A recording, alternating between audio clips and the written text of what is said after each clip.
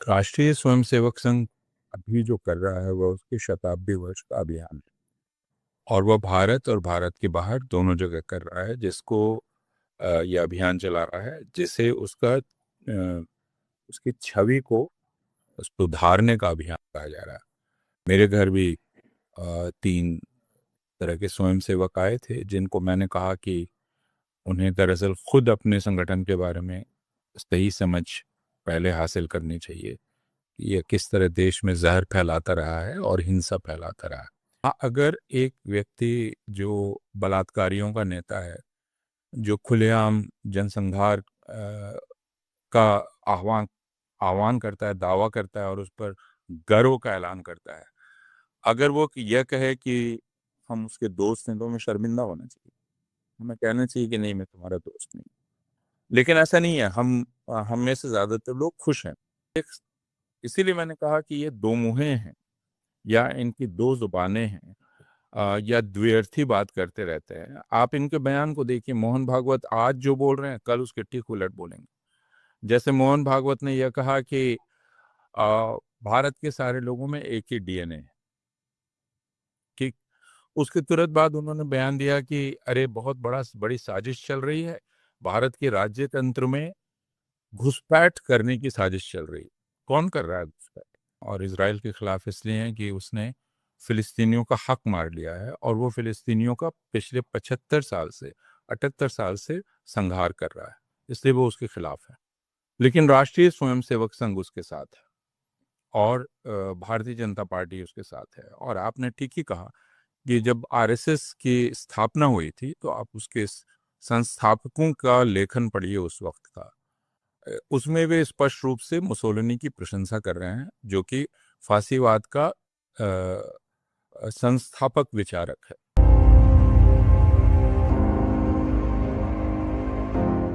नमस्कार, मैं हूं निधीश त्यागी और आप देख रहे हैं हरकारा डीप डाइव। और हमारे साथ हमारे खास मेहमान हैं प्रोफेसर अपूर्वानंद। और हम लोग बात करेंगे ये एक नया इस बारे में कई सारे लोग बात कर रहे हैं कि राष्ट्रीय स्वयंसेवक संघ के लोग दुनिया भर में जाके ये बता रहे हैं कि भारत में कोई मुसलमानों के साथ भेदभाव नहीं है। आ, सबके साथ समानता का व्यवहार किया जा रहा है। और ये और जिसको लेकर पूरी दुनिया में भी उसको अचरज से देखा जा रहा है। मतलब चाहे वो तुर्क हों या बाकी वहाँ के मीडिया हो, अल जजीरा में इसके बारे में खबर छपी है। और भारत में तो लोगों को पता ही है, क्योंकि अभी अभी जो सरकारें जीती हैं, चाहे वो असम में हो या बंगाल में, उन्होंने साफ साफ तौर पर ये कहा है कि वो मुसलमानों के खिलाफ अ, काम करेंगे। जो चुनी हुई सरकारों ने कहा है, जो कि संविधान के में संविधान के खिलाफ है। दरअसल बात ये तो अपूर्ण, मैं समझना चाह रहा था कि इसको आप कैसे देखते हैं कि ये एक लीपापोती की कोशिश है या एक नए तरह का प्रपंच हो रहा है। बहुत शुक्रिया निधीश, एक बार फिर से आमंत्रित करने के लिए हरकारा पर। अ, राष्ट्रीय स्वयंसेवक संघ अभी जो कर रहा है वह उसके शताब्दी वर्ष का अभियान है और वह भारत और भारत के बाहर दोनों जगह कर रहा है, जिसको यह अभियान चला रहा है, जिसे उसकी छवि को सुधारने का अभियान कहा जा रहा है। या उसके स्वयंसेवक ईमानदारी से यह मानते हैं कि उनके बारे में लोगों ने जो गलत धारणाएं बना ली हैं, उनको ठीक करने का अभियान है। तो पूरे भारत में भी उन्होंने हिंदुओं के घर घर जाकर उनको समझाने का एक कार्यक्रम बनाया है।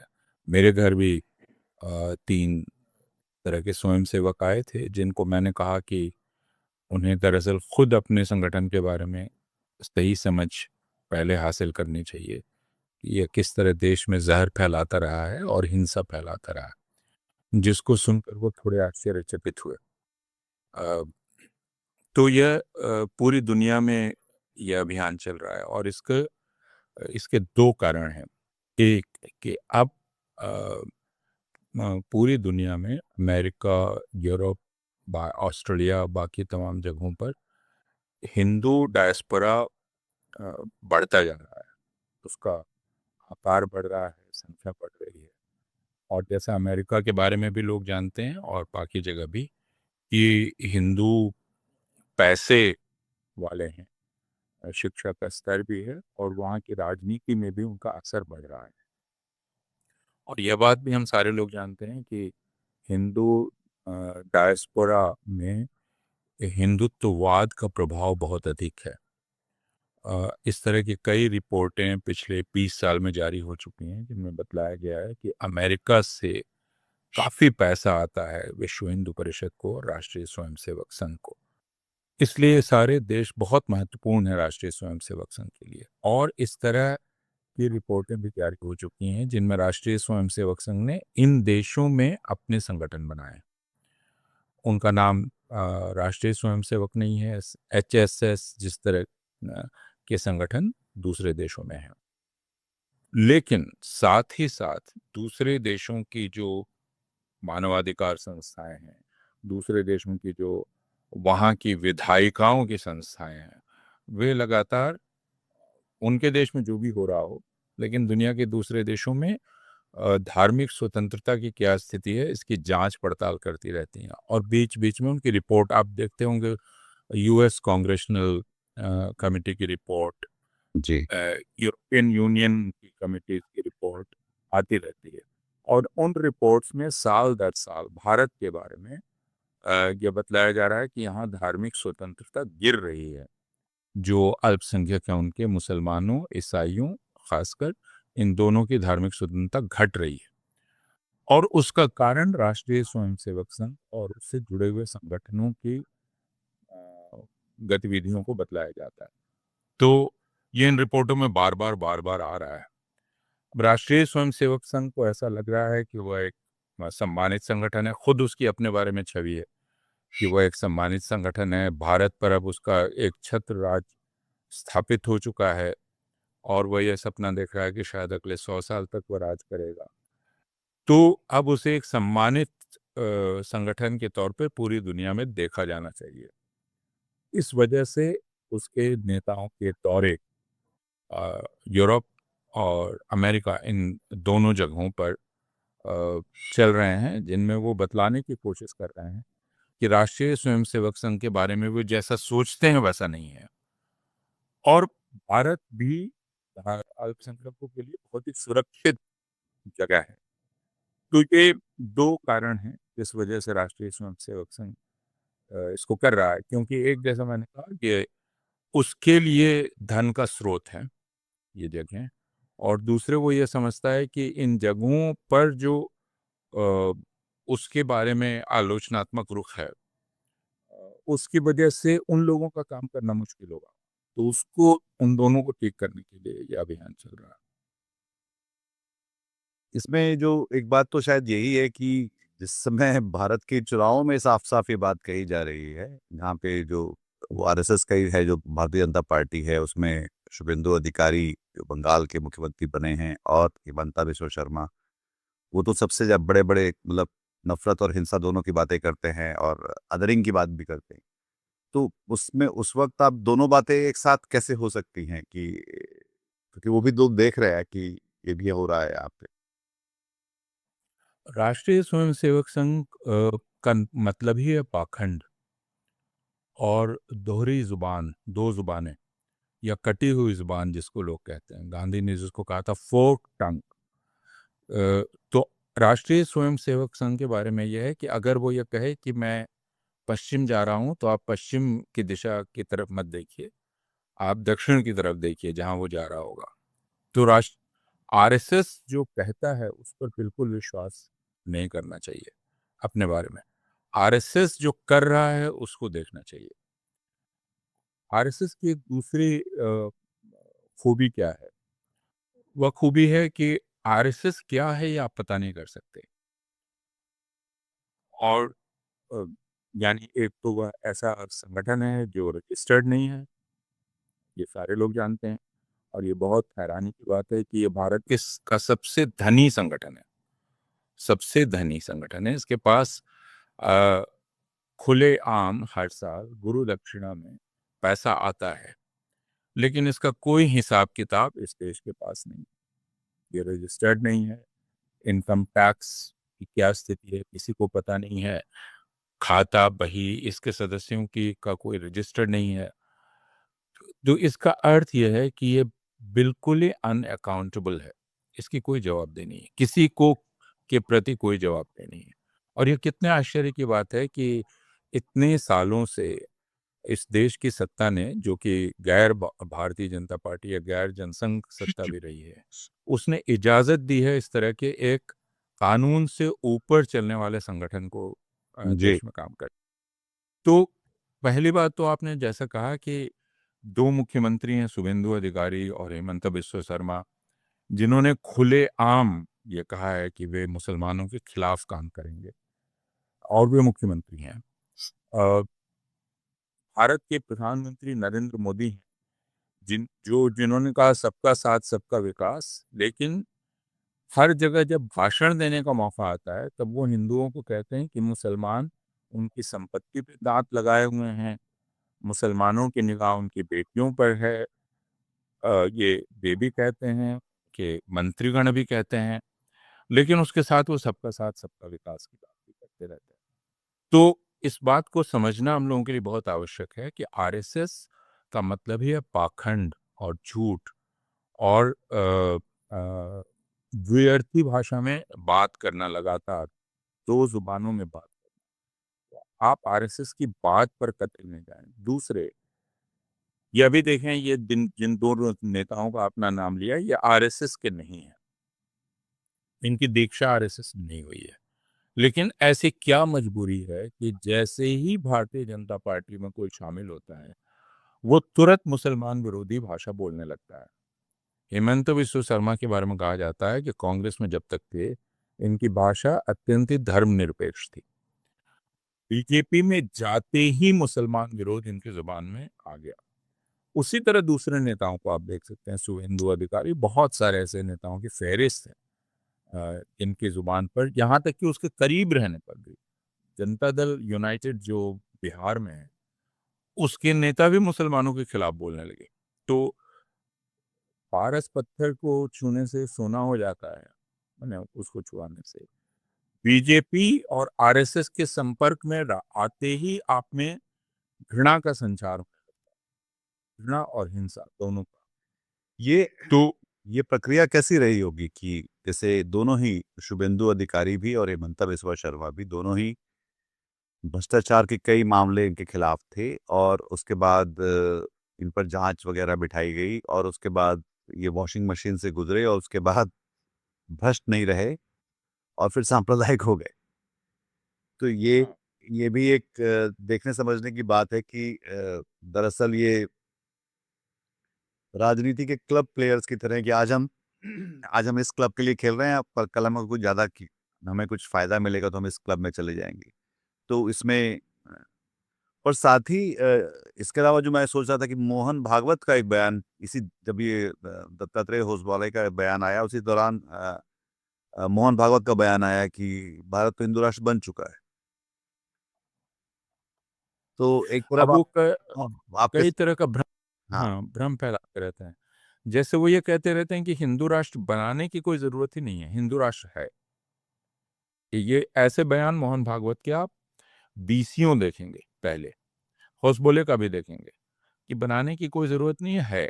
आरएसएस के दूसरे पदाधिकारियों के भी इस तरह के बयान आप देखेंगे कि बनाने की आवश्यकता नहीं है। तो जब बनाने की आवश्यकता नहीं है, तो फिर आप हिंदुओं को संगठित क्यों कर रहे हैं? किससे बचाने के लिए, किसके खिलाफ कर रहे हैं? संगठन में शक्ति है, जो आरएसएस के शाखाओं में नारा लगता रहता है, वह संगठन क्यों हो रहा है? ये तो हिंदू राष्ट्र है, जी। हिंदुओं की जनसंख्या। तो मोहन भागवत एक, इसीलिए मैंने कहा कि ये दो मुहे हैं, या इनकी दो जुबानें हैं, या द्व्यर्थी बात करते रहते हैं। आप इनके बयान को देखिए, मोहन भागवत आज जो बोल रहे हैं, कल उसके ठीक उलट बोलेंगे। जैसे मोहन भागवत ने यह कहा कि भारत के सारे लोगों में एक ही डीएनए है, ठीक। उसके तुरंत बाद उन्होंने बयान दिया कि अरे बहुत बड़ी साजिश चल रही है, भारत के राज्य तंत्र में घुसपैठ करने की साजिश चल रही है। कौन कर रहा है घुसपैठ? भारतीय ही शामिल हो रहे हैं ना, आईएएस में, आईपीएस में, बाकी सेवाओं में। तो भारतीय शामिल हो रहे हैं, डीएनए सबका एक है, तो फिर घुसपैठ कौन कर रहा है? तो भागवत से ये किसी ने पूछा नहीं, क्योंकि सारे लोग भागवत को संत मानने लगे हैं, जो अच्छी बात करते हैं और भारत वहाँ के सवाल इस तरह। सवाल पूछने की परंपरा खत्म हो चुकी है मेरे ख्याल से, एक ये पारदर्शी। हमारी हमारी सवाल करने की हिम्मत खत्म हो चुकी है। हमारे अ, हमारा जो अभिजात वर्ग है, जो एक एक करके हेडगेवार भवन पर जाके मत्था टेक रहा है, क्योंकि उसको पता है कि ये फायदेमंद है, वो चाहे फिल्म जगत के लोग हों या उद्योग जगत के लोग, टाटा, बाकी तमाम लोग, और फिल्म जगत के बड़े बड़े अभिनेता, वे भागवत से ये पूछ नहीं रहे हैं कि तुम आज यह बोलते हो, कल इसके ठीक उलट बोलते हो ना, परसों कुछ और बोल देते हो, तो फिर तुम्हारी बात में कोई संगति नहीं है, कोई कंसिस्टेंसी नहीं। तुम एक दिन प्रेम की बात करते हो, दूसरे दिन घृणा की बात करते हो, तो दोनों कैसे चलेगा, ये हम नहीं पूछते हैं। लेकिन ये आरएसएस का स्वभाव रहा है, और जैसा मैंने कहा कि ये कितने आश्चर्य की बात है कि भारतवर्ष में इसके प्रमाण होने के बावजूद लोग आरएसएस को एक अच्छा संगठन मानते हैं। हम और आप किसी ऐसे व्यक्ति को अच्छा आदमी नहीं मानेंगे जो दो मुहा है ना, लेकिन आरएसएस को इसके बावजूद अच्छा माना जाता है। तो ये कुछ हिंदू मनोविज्ञान की समस्या है, भारतीय हिंदू मनोविज्ञान। और फिर ये एक जो पूरा विदेशों में जो इसकी आलोचना भी होती रही है, और साथ में जैसा कि हम एक देख रहे हैं कि ये वहाँ जाके बताने की कोशिश कर रहे हैं कि यहाँ पर भारत में सब कुछ ठीक चल रहा है, जो कि जाहिर तौर पे नहीं है, और इसके बारे में देश के लोगों को भी पता है और बाहर के लोगों को भी पता है। पर इसी बीच ये भी है कि अ, ये जो नेतन्याहू साहब से हमारे रिश्ते जो हैं, वो बहुत ज़्यादा घनिष्ठ हो गए हैं, और बहुत मोहब्बत का इजहार वो उन्होंने किया अभी सीबीएस 60 मिनट्स में बात करते हुए। ये There are places in the world where Israel elicits enormous respect. One of them is India. India has only 1.4 billion people, 1.4 billion, a billion and a half people almost. And Israel is very popular in India, very popular. Prime Minister Modi came here and he was, greeted with a great affection. But you should see, I was there with my wife Sarah. We visited India. It was a love fest. And there are other countries too. And let me tell you where that's happening. It's happening in some parts of the Arab world now. And people don't know that because, what does the New York Times say? It says all the news that's fit to print, they just don't print the news that doesn't fit. That's what happens. So, भी बात महत्वपूर्ण है कि RSS बहुत पहले फारसी और German और Italian जो फॉर्मेशंस थी उनसे उनसे बहुत अभिभूत प्रभावित, उनसे सीख साख के सब आया था, और उसके बाद अब जो है वो इजराइल के साथ दिखलाई पड़ता है। और और दोनों का वो पक्ष जो कि जिनोसाइड वाला पक्ष था, कि जो जहाँ पे उन्होंने अपने यहाँ के अल्पसंख्यकों को मारने दबाने की कोशिश की। तो ये सवाल ये भी है कि जो मैं पीछे आकार से भी बात कर रहा था कि नेतन्याहू किस आधार पे बात कर रहे हैं कि हिंदुस्तान के लोग उनसे बहुत प्यार करते हैं। हिंदुस्तान के लोग तो नहीं, क्योंकि हिंदुस्तान के लोगों में एक बड़ी संख्या मुसलमानों की है, ईसाइयों की है, एक बड़ी संख्या, एक, उसको मैं प्रभावकारी नहीं कहूँगा, लेकिन धर्मनिरपेक्ष लोगों की भी है, जो इज़राइल के बिल्कुल खिलाफ हैं। और इज़राइल के खिलाफ इसलिए हैं कि उसने फ़िलिस्तीनियों का हक मार लिया है, और वो फ़िलिस्तीनियों का पिछले 75 साल से 78 साल से संहार कर रहा है, इसलिए वो उसके खिलाफ है। लेकिन राष्ट्रीय स्वयंसेवक संघ उसके साथ है, और भारतीय जनता पार्टी उसके साथ है। और आपने ठीक ही कहा कि जब आरएसएस की स्थापना हुई थी, तो आप उसके संस्थापकों का लेखन पढ़िए उस वक्त का। उसमें वे स्पष्ट रूप से मुसोलिनी की प्रशंसा कर रहे हैं, जो कि फासीवाद का संस्थापक विचारक है। हमें ये जानना समझना चाहिए कि फासीवाद असली विचार है जिसका प्रवर्तक मुसोलिनी है, उसको सबसे क्रूर रूप में लागू किया हिटलर ने, जिसको नाजीवाद आप कहते हैं। लेकिन नाजीवाद फासीवाद का एक संस्करण है, जैसे भारत में जो हिंदुत्व है वो फासीवाद का एक संस्करण है। इज़राइल का जो ज़यानवाद है, ज़ायनिज़्म है, वो फासीवाद का एक संस्करण है। इस बात को हमें ध्यान में रखना। तो असली बात क्या है? असली बात है संख्या के बल पर श्रेष्ठता का दावा और उसमें प्रदूषण को खत्म करना, रक्त शुद्धता की बात, ये असली चीज है और ये फैसिज्म का मूल है। तो फैसिज्म में आप संगठन की बात करते हैं, मूल नारा संगठन का है, लोगों को एकजुट करने का है, लेकिन वह संगठन किसी के खिलाफ है। जिनके खिलाफ है वो कौन है? वो आपको प्रदूषित कर रहे हैं, आपको कमजोर कर रहे हैं, आपको संगठित होना है उनके विरुद्ध। ये फैसिवाद। इसलिए जो प्रदूषण फैला रहे हैं उनको खत्म कर देना जड़ से, यह फासीवाद का सपना है जो फाइनल सॉल्यूशन शब्द में हिटलर ने प्रस्तावित किया। आरएसएस का यह प्रेरणा स्रोत था। कहा गया कि ये बड़ा अच्छा है, जो नस्ली सवाल है उसको हिटलर बहुत अच्छे ढंग से हल कर रहा। यह बात आरएसएस के प्रवर्तकों ने कही, उसके संस्थापकों ने कही। लेकिन फिर उन्होंने यह देखा कि ये जरा महंगा सौदा है एक, और ये पूरा नहीं हो पाता है। यानी आपने यहूदियों के फाइनल सॉल्यूशन की बात की, लेकिन मार तो नहीं पाया, वो दुनिया में दूसरी जगहों पर भी हैं। तो आरएसएस ने एक तब्दीली की, सपना है फाइनल सॉल्यूशन का, यानी फाइनल एलिमिनेशन या एक्सटर्मिनेशन या संहार का। लेकिन दूसरा तरीका हो सकता है फाइनल डोमिनेशन का, जिसमें, और इससे बड़ा सुख कोई नहीं है कि आप एक बड़ी आबादी को अपने अंगूठे के नीचे रखें और उसके साथ मातहत जैसा व्यवहार करें। भारत के लिए यह बात थोड़ी सी आसान थी क्योंकि भारत में जातिवाद बहुत पहले से है। और जातिवाद ने हमारी संरचना को ऐसे प्रभावित किया है कि इसमें एक बड़ी आबादी को आप एक लंबे समय तक अपने अंगूठे के नीचे रख सकते हैं और वो विरोध नहीं करती है। ये देखा गया। यह तो पिछले 200 सालों की बात कि दलित जातियों ने विरोध करना शुरू किया, सामने खड़े हुए संगठित रूप से, और अंग्रेजों के आने के बाद कानूनी लड़ाइयां लड़ी, और फिर डॉक्टर अंबेडकर जैसे लोग खड़े हुए और उन्होंने, लेकिन उसके पहले आदत पड़ी हुई थी भारतीय समाज को कि जातिवादी विचारधारा के तहत आप एक बड़ी आबादी को अपने अंगूठे के नीचे रख सकते हैं। अब इसको मुसलमानों पर भी लागू किया जा सकता है, ये उन्होंने, और ईसाइयों पर भी लागू किया जा सकता है। यानी उनको आप दूसरे दर्जे के लोगों में तब्दील कर सकते हैं, सिर्फ शहरियों में नहीं।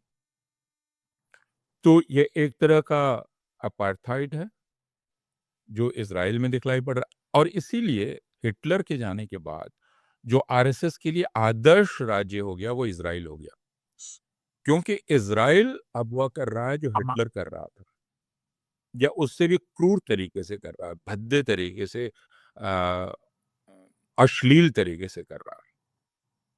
और यही आरएसएस करना चाहता है यहाँ के मुसलमानों के साथ और ईसाइयों के साथ, जो इजराइल कर रहा है। तो इजराइल इसलिए उसका अब आदर्श बन गया है। इजरायली यहूदियों को भी इसमें कोई समस्या नहीं है। ये एक, यह संगठन वह संगठन है जो एक समय उनका सफाया चाहता था, जी। क्योंकि इस ये बात लिखी गई है कि जो जायनिस्ट हैं उनको शायद हिटलर से भी समस्या नहीं थी। उनको तो आकर फिलिस्तीन में अपना पुराना दैवी राज्य स्थापित करना था। तो आप जो बार बार आरएसएस के मुंह से सुनते हैं देवभूमि, पवित्र भूमि, भारत क्या है? पवित्र भूमि है। भारत क्या है? एक पवित्र भूगोल है। अभी एनसीईआरटी की किताब में, जो भूगोल की किताब है, उसमें भारत को सेक्रेड ज्योग्राफी के रूप में रखा गया है। अब आप इस सेक्रेड ज्योग्राफी को इजराइल से मिलाकर देखें। इजराइल के लिए पूरा पैलेस्टाइन एक सेक्रेड ज्योग्राफी है, देवलोक, देवभूमि है, जिस पर लौटने का उसको हक है, और इसलिए वहां के लोगों को निकाल देने का अधिकार है। यह वैचारिक मेल है, और इसीलिए नेतन्याहू को भारत एकदम लगता है कि अपना ही अ, मुल्क है। नेतन्याहू को लगता है, और बीच में वो उन्होंने नरेंद्र मोदी को अपना भाई कहा उनकी संसद में, और इस युद्ध के 2 दिन पहले, शुरू होने 2 दिन पहले। और अभी एक सीबीएस के, जैसे मैंने बताया कि इंटरव्यू में उन्होंने कहा कि भारत के लोग उनको बहुत ज़्यादा प्यार करते हैं, आपको अंदाज़ा नहीं कि भारत में उन्हें कितना प्यार करते हैं। और उसके बाद जो है न्यूयॉर्क टाइम्स में एक खबर आई जो कि उसमें 14-15 ऐसे जो टॉर्चर विक्टिम्स थे इजरायली, उसके फिलिस्तीनी लोग, उनको उन्होंने बताया कि उनके साथ कैसे यौन बलात्कार दुराचार। बलात्कार दरअसल हुआ, उसमें जानवरों का इस्तेमाल किया गया। और उसके बाद नेतन्याहू ने न्यूयॉर्क टाइम्स को स्यू कर दिया। बट हालांकि जो उसमें जो बातें हैं, वो जो भुक्तभोगी हैं वो खुद बता रहे हैं कि हमारे साथ ऐसा हुआ। तो अब हम बतौर भारतीय कैसे सोचें इस व्यक्ति के बारे में, जो बीवी नेतन्याहू है, जिसके साथ मोदी जी दिखलाई पड़ते हैं लगातार। उसके कारण उन्होंने ब्रिक्स का भारत भारत ब्रिक्स का नेता है, और वो ईरान पे हो रही जंग को भी ठीक से कंडेम नहीं कर पा रहा है। अ, हम इस युद्ध में दरअसल ईरान की तरफ खड़े हुए नहीं दिखलाई पड़ते हैं, जबकि ज़्यादातर साउथ, जो ग्लोबल साउथ है, वो दिखलाई पड़ता है। तो ये इस पूरे, एक तो शायद ये भी मामला है कि नरेंद्र मोदी की जो विश्व छवि इतनी खराब होने लगी है कि तब वो आरएसएस वहां जाके एक, जो बाद में सपोर्ट या के लिए जाते हैं, तो वो कर रहा है।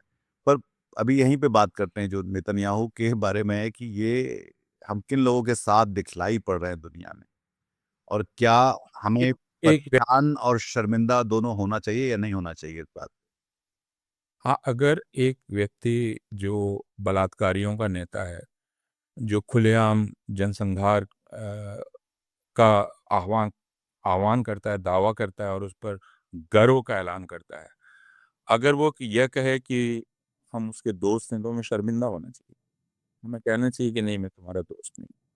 लेकिन ऐसा नहीं है। हम में से ज़्यादातर लोग खुश हैं हिंदुत्ववादियों में, और वो इसलिए कि यह उनका एक सपना है या एक दबी हुई उनकी आकांक्षा है, अश्लील आकांक्षा, मुसलमानों के साथ वही सब कुछ करने की जो नेतन्याहू कर रहा है फिलिस्तीनियों के साथ, अरबों के साथ।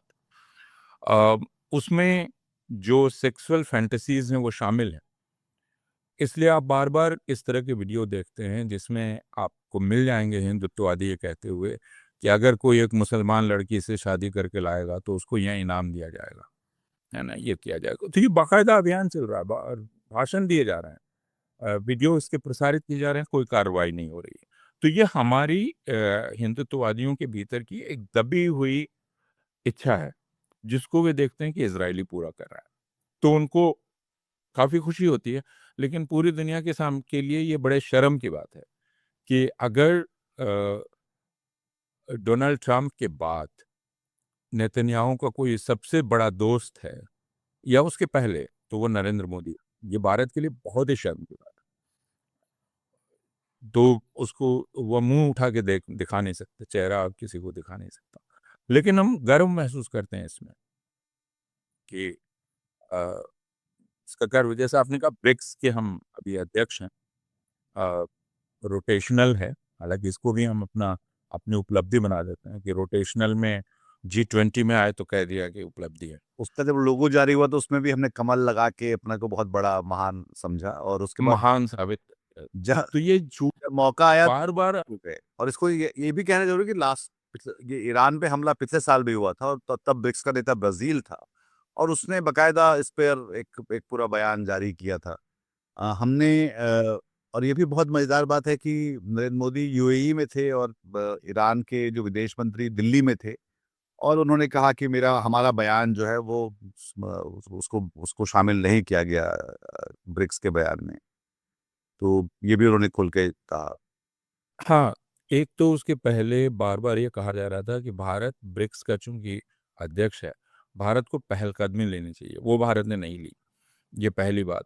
दूसरे के अभी भी जो ब्रिक्स का बयान जारी होना था, वह सख्ती से ईरान की निंदा नहीं कर सका। उसमें यूनाइटेड अरब एमिरेट्स को जिम्मेवार ठहराया गया है। लेकिन जाहिर है कि भारत की इच्छा नहीं थी। अगर वो अध्यक्ष था तो उसने कोई पहलकदमी नहीं ली। आपने तुलना की पिछले वर्ष ब्राजील ने क्या किया था अध्यक्ष रहते हुए, तो स्पष्ट है कि भारत अब अपना नैतिक आधार खो बैठा है। आप आप सिर्फ तुलना करें उस भारत से जो आर्थिक रूप से बहुत कमजोर था, जो एकदम एक नया पैदा हुआ राष्ट्र था, राष्ट्र राज्य। उस समय भारत की नैतिक स्थिति क्या थी? हम फिलिस्तीन के साथ खड़े थे, हमारी बात सुनी जाती थी, बिल्कुल। हमको पूरी दुनिया में मध्यस्थता करने के लिए बुलाया जाता था, पूरी दुनिया। हम और मंडे में लोग पक्ष में हमें थे, हम यासर अराफात के पक्ष में थे, पीएलओ के पक्ष में थे, बिल्कुल। लेकिन अगर आज का निज़ाम होता तो वो मंडेला के खिलाफ होता, बिल्कुल। वो यासिर अराफात के खिलाफ होता, वो हो ची मिन्ह के खिलाफ होता, क्योंकि आज का निज़ाम हिंदुत्ववादी निज़ाम है और इसकी एक विचारधारा बहुत स्पष्ट है। यह हमेशा ताकतवर के पांव दबाता है और यह अपने से कमजोर को सताता। यह जातिवाद है कि ताकतवर के पांव सहलाओ, उसके तलवे सहलाओ और एक कमजोर को खोजो जिसको लात लगाओ, जिसके ऊपर लात मारो।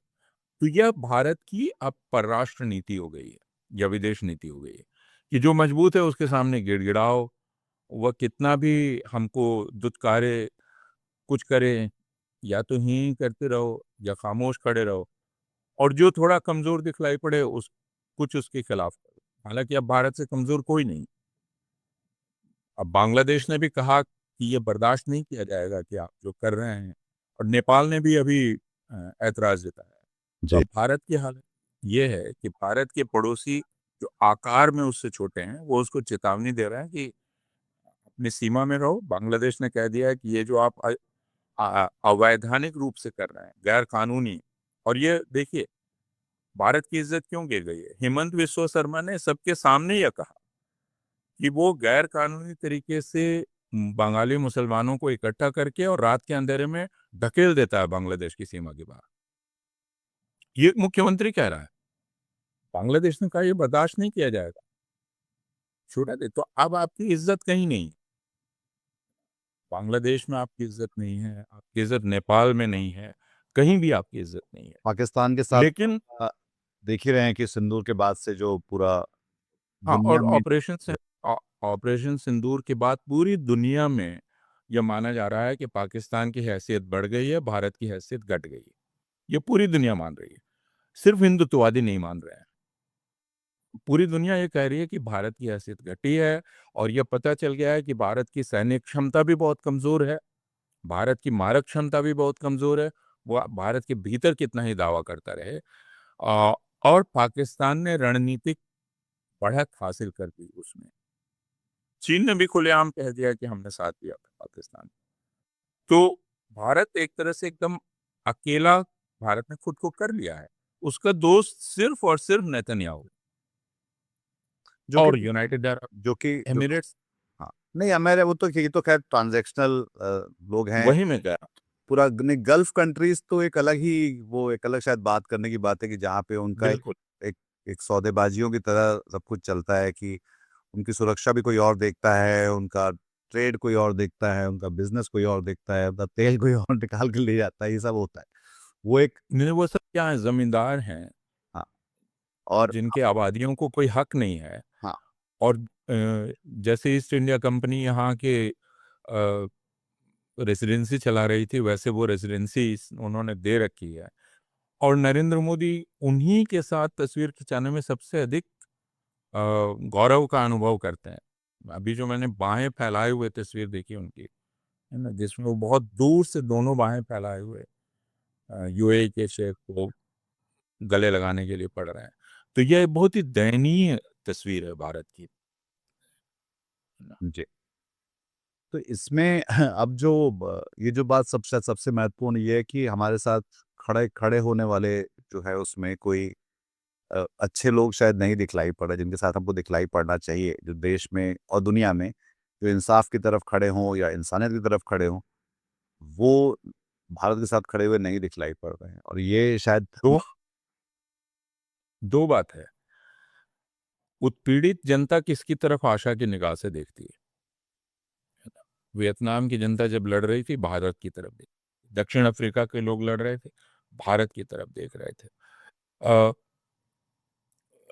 तो जहां भी दुनिया में या अमेरिका के काले लोग लड़ रहे थे, भारत की तरफ देख रहे थे। तिब्बती लोग थे, मालदीव के तिब्बती थे, बांग्लादेश के लोग थे, मतलब बहुत सारे, सब हम पूरी सूची निकाल सकते हैं। भारत, मैंने भारत ने दलाई लामा को उस समय शरण दी और तिब्बतियों को, जिस वक्त भारत आर्थिक सामरिक रूप से बहुत कमजोर था।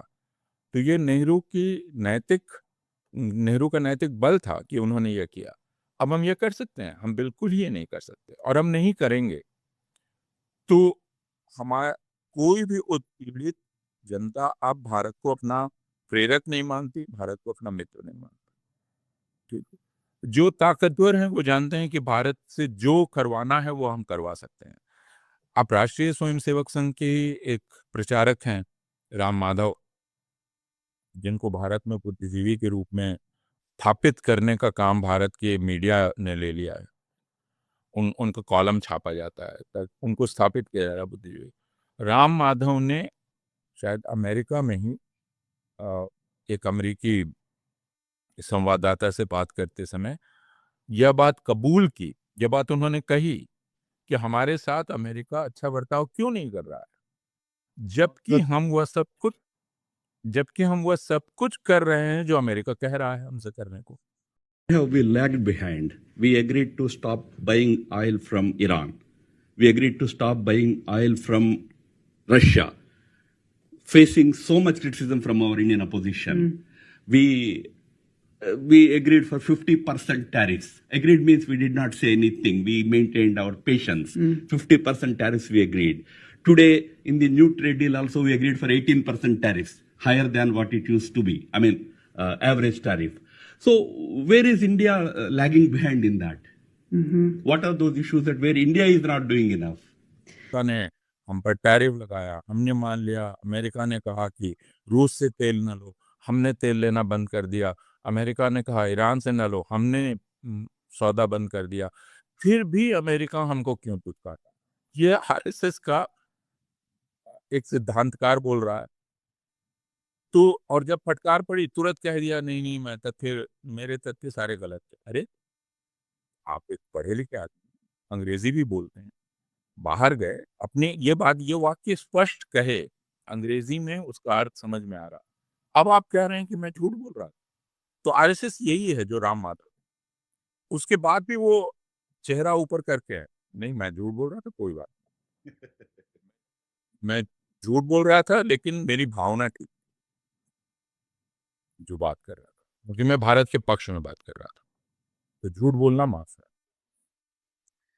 तो इस इस बातचीत को यहाँ पर हम लोग रोकते हैं इसलिए क्योंकि और ये बात शायद इस तरह से काम आए आपके कि आप इन चीज़ों के ज़रिए शायद सवाल कर सकते हैं जो हमारे आसपास हमारी राजनीति में दुनिया में और देश में जो हो रहा है उस सबको देखते हुए और जो कि हम लोग नहीं, और यह भी कि जो हरकारा भारत के बाहर जो लोग देख रहे होंगे, और हिंदू डायस्पोरा बहुत बड़ा है, तो हिंदू डायस्पोरा के लोगों को बार बार यह सोचने की ज़रूरत है कि आप जिन देशों में गए हैं वहाँ की नागरिकता आपने ली है, वहाँ आपको बराबरी का अधिकार है।